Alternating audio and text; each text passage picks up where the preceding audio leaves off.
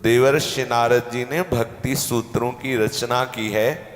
यदि इन सूत्रों का श्रद्धा विश्वास पूर्वक श्रवण किया जाए, आचरण में उतारा जाए, तो हम पूर्णतया कृपा की धारा में डूब जाएंगे। हम अंतर्मुख हो जाएंगे और अपने आत्मस्वरूप प्रियालाल का साक्षात्कार कर लेंगे। देवर्षि नारद जी के भक्त सूत्रों को समझना हमारी बुद्धि के परे की बात है।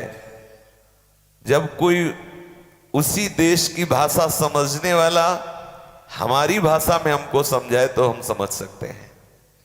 देवर्षि नारद प्रेम देश से बोल रहे हैं और हम प्राकृतिक वार्ता श्रवण करने की सामर्थ्य रखने वाले हैं, तो प्रेम देश की वार्ता को कैसे समझे? तो अब हमें ऐसा बीच में चाहिए जो वहां की भाषा हमारी भाषा में बोल सके। पूज्य श्री भाई जी महाराज हनुमान प्रसाद पोद्दार जी इन प्रेम सूत्रों में डुबकी लगा करके बिल्कुल सरल भाषा में उनकी व्याख्या की है, जिसको हम समझ करके आचरण में उतार करके श्री प्रियालाल के प्रेम रस में डूबे। भक्ति सूत्र संख्या 34। देवर्षि नारद जी कह रहे हैं, तस्याह साधनानि गायन्त्याचार्याः। हम जिस प्रेम लक्षणा भक्ति का वर्णन कर रहे हैं, इसको और भी आचार्यों ने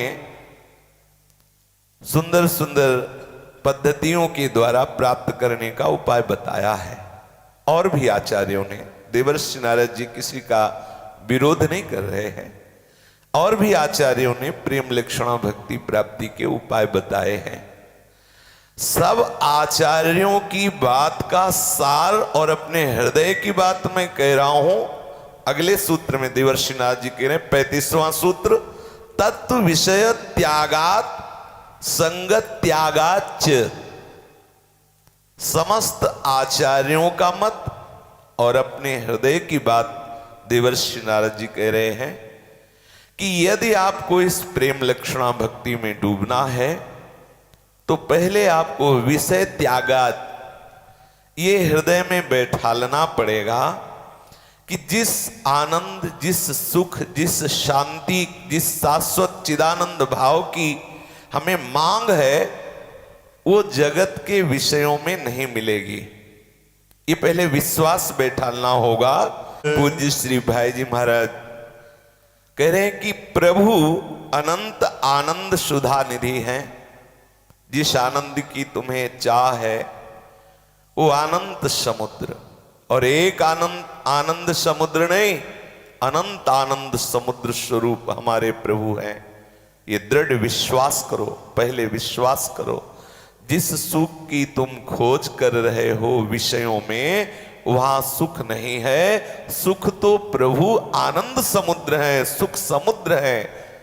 आप प्रभु की तरफ मुड़िए, ये विश्वास कीजिए। वे प्रीतम प्रभु कहीं दूर नहीं, तुम्हारे हृदय में ही विराजमान है, तुम्हारे पास ही विराजमान है। सदा तुम डूबी रहो उन्हीं के चिंतन में। भाई जी भाव देश में डूब करके बात कर रहे हैं। भाई जी सदैव जिस भाव देश में डूबे हुए हैं उसी भाव देश से अनुभव करके बोलते हैं। इसीलिए यहां संबोधन कर रहे हैं कि तुम डूबी रहो। वो अपने स्वरूप में है तो डूबे रहो नहीं बोला, डूबी रहो। श्री कृष्ण प्रियतमा के भाव में मगन है भाई जी, तो उसी भाव से कह रहे हैं कि तुम सदैव आनंद समुद्र, अनंत आनंद समुद्र, अखंड आनंद स्वरूप, प्रेमानंद स्वरूप प्रभु के चिंतन में डूबी रहो। तुम्हें जो आनंद की चाह है वो जगत के भोगों में कदापि नहीं मिल पाएगी। विषय में किंचन मात्र सुख नहीं है। देवर्षि नारद जी कह रहे तत्व विषय त्यागात। ये जो जीव के मन में स्वाभाविक आकर्षण है विषयों के प्रति, ये स्वाभाविक आकर्षण है। ये शब्द स्पर्श रूप रस गंध में सदैव खिंचता रहता है। मना खष्टानि इंद्रियाणि प्रकृति स्थानि कर्षति। यद्यपि ये जो खिंचाव है इसी को प्रेम कहते हैं। सूक्ष्मता से समझना, ये जो खिंचाव होता है शब्द की तरफ, स्पर्श की तरफ, रूप की तरफ, गंध की तरफ, इसी को प्रेम कहते हैं। पर वो प्रकृति की तरफ खिंचाव होने से दोष युक्त हो गया। जैसे निर्मल आकाश से गिरा हुआ जल भूमि का स्पर्श होते ही गंदा हो जाता है, ऐसे ही प्रकृति का स्पर्श करते मना खष्टानि इंद्रियाणि प्रकृति स्थानि कर्षति। ये जो कर्षति है ये कृष्ण की है, ये जो आकर्षण है कृष्ण का है, पर विविध नाम रूपों में फंस जाने के कारण वो मलिन हो गया। मलिन होने के कारण उसी को हम कह देते हैं राग, उसी को हम कह देते हैं नाना प्रकार के शब्दों में आसक्ति, मोह आदि आदि। वो प्रेम का स्रोत ही है जिसे हम प्रकृति की तरफ इतने आसक्त चित्त हो जाते हैं कि परमात्मा तत्व को भूल जाते हैं, जिनके अंश से वो आकर्षण हो रहा है। प्रकृति की तरफ आकर्षण का प्रवाह जो हमारे हृदय का हुआ ये दूषित हो गया। अगर इसी को परमात्मा की तरफ मोड़ दे तो विशुद्ध उज्जवल प्रेम कहलाए। सबकी ममता ताग बटोरी, मम पद मन ही बांध बर डोरी। इसमें तो संशय मत करना कि प्रेम कोई और है और ये संसार का राग कोई और है। काई कहो हरि भगत बिन, सब हरि की भक्ति कर रहे हैं, सेवक जी महाराज कह रहे, पर वो हरि के रूप को न जान के भक्ति कर रहे। तो कोई विषय की भक्ति कर रहा है, कोई धन की भक्ति कर रहा है, आदि आदि, लेकिन वो सब हरि भक्त है। सेवक जी महाराज कह रहे उनकी दृष्टि से, क्योंकि सब रूपों में हरि ही है तो सब हरि की भक्ति कर रहे हैं, पर उन्होंने जो हरि का रूप स्वीकार किया है वही उनको सुख दे रहा है। जैसे आपने स्वीकार किया कि ये वस्तु है, आप जानते तो नहीं कि हरि है, लेकिन तत्वता तो हरि है। अब उस वस्तु का जो प्रभाव है वो आपके ऊपर आएगा, हरि का प्रभाव नहीं आएगा।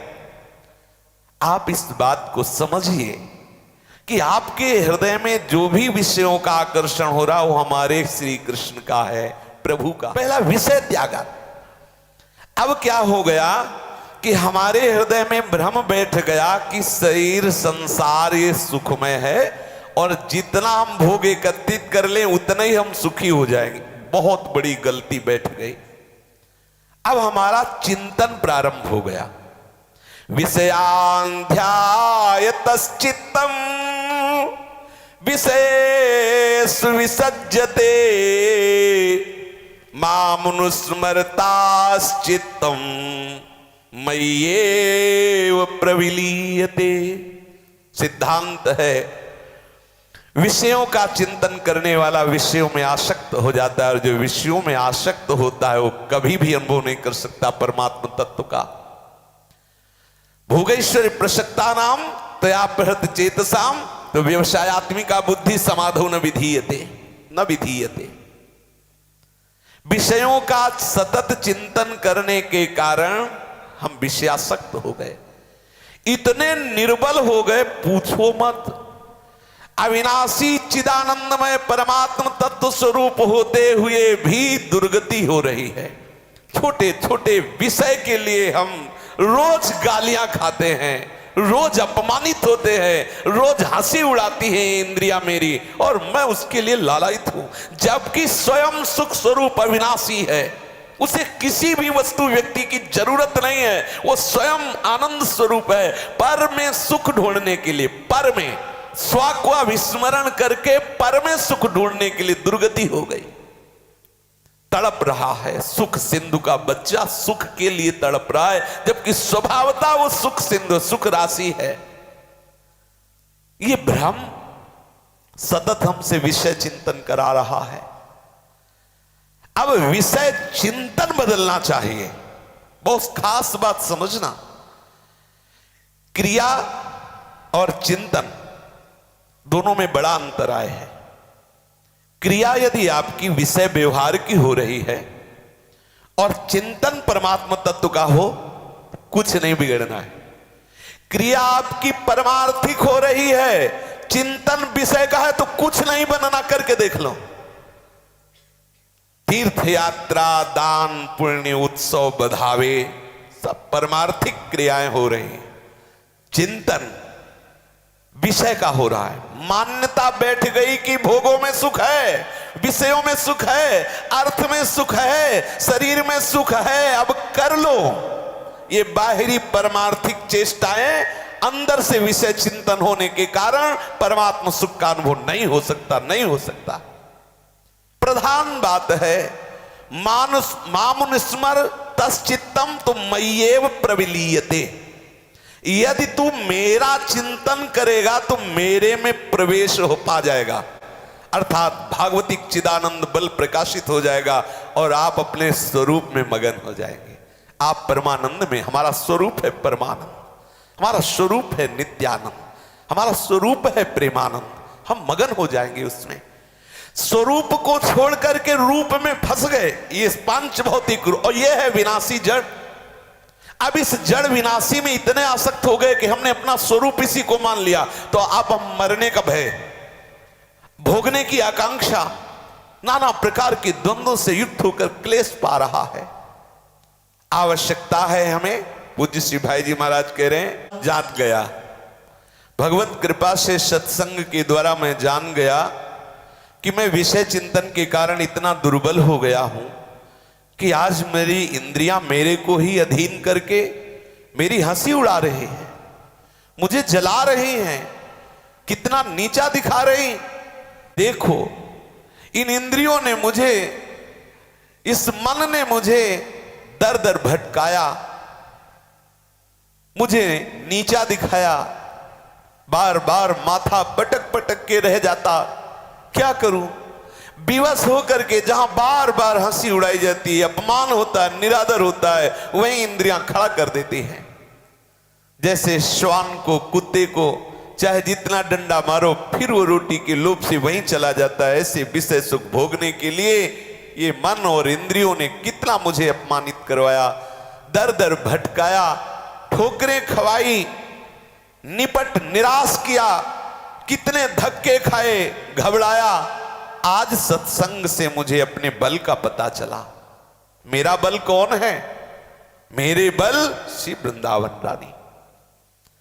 एक बालक मार्ग में पड़े हुए किसी बाधक पत्थर को उठाने की चेष्टा कर रहा था, कई बार उठाया, निराश हुआ। उसका पिता देख रहा था, वो पिता को नहीं देख रहा था। पिता ने आवाज लगाई, पूरा बल लगा।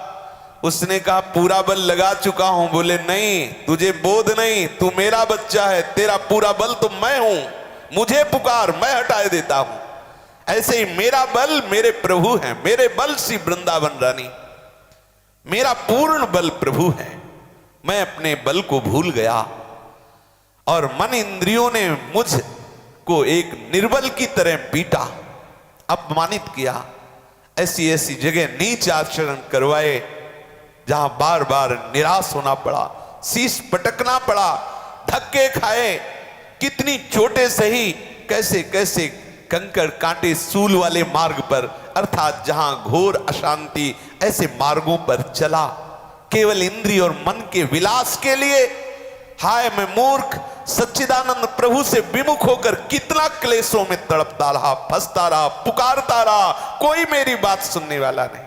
आप जरा विचार कीजिए, एक आनंद सिंधु का बच्चा एक थोड़े से भोग के लिए किसी ऐसे शास्त्र विरुद्ध आचरण को करता है, फिर उसको कितना भयानक, कितना लंबा दंड मिलता है, तो पश्चाताप करता है, हाय मैं इंद्रिय और मन के वश में होकर किस दुर्गति को प्राप्त हो गया।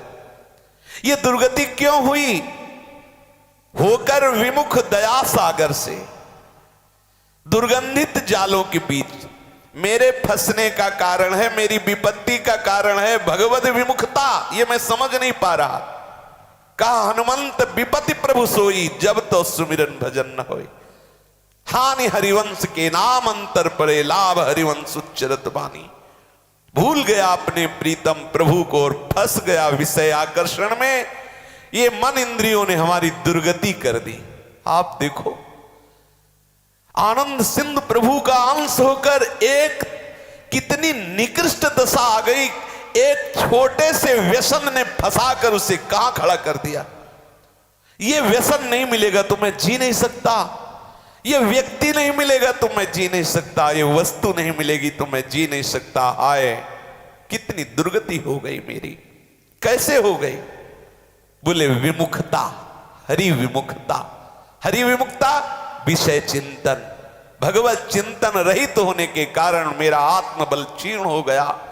मैं अध्यात्म बल से हीन होने के कारण इन विषयों ने मुझे परास्त कर दिया।